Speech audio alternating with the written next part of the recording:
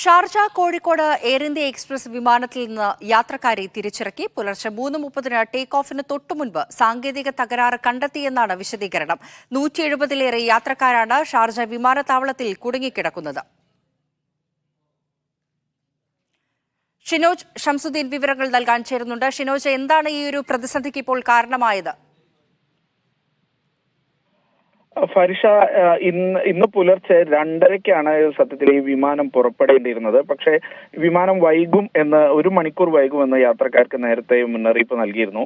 അങ്ങനെ 3:30-ക്ക് വിമാനം പുറപ്പെടാനായി യാത്രക്കാരെ മുഴുവൻ വിമാനത്തിൽ കയറ്റി റൺവേയിലൂടെ ടേക്ക് ഓഫിന് തയ്യാറെടുക്കാനായി പല റൗണ്ട് സഞ്ചരിച്ച ശേഷമാണ് വിമാനത്തിന് സാങ്കേതിക തകരാറുണ്ടെന്ന് പറഞ്ഞ് യാത്രക്കാരെ മുഴുവൻ തിരിച്ചിറക്കിയത്. വീണ്ടും ഷാർജ വിമാനത്താവളത്തിൽ തന്നെ തിരിച്ചിറക്കിയായിരുന്നു.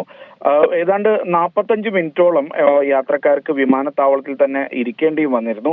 ഇപ്പോൾ യാത്രക്കാർക്ക് ഭക്ഷണമൊക്കെ വിതരണം ചെയ്യുന്നുണ്ട്. എപ്പോൾ വിമാനം ഇനി പുറപ്പെടും എന്നുള്ള കാര്യത്തിൽ ഒരു വ്യക്തത ഇതുവരെ എയർ ഇന്ത്യ എക്സ്പ്രസ് അധികൃതർ നൽകിയിട്ടില്ല. ഇത് ഇന്ന് പുലർച്ചെ പുറപ്പെടേണ്ട IX 356 എയർ ഇന്ത്യ എക്സ്പ്രസ് വിമാനമാണ്. അതിൽ അത്യാവശ്യക്കാരായി നാട്ടിലെത്തേണ്ട നിരവധി യാത്രക്കാരുണ്ട്. 170-ലേറെ യാത്രക്കാർ ഇപ്പോൾ വിമാനത്താവളത്തിൽ കുടുങ്ങിക്കിടക്കുകയാണ് ഫരിഷ.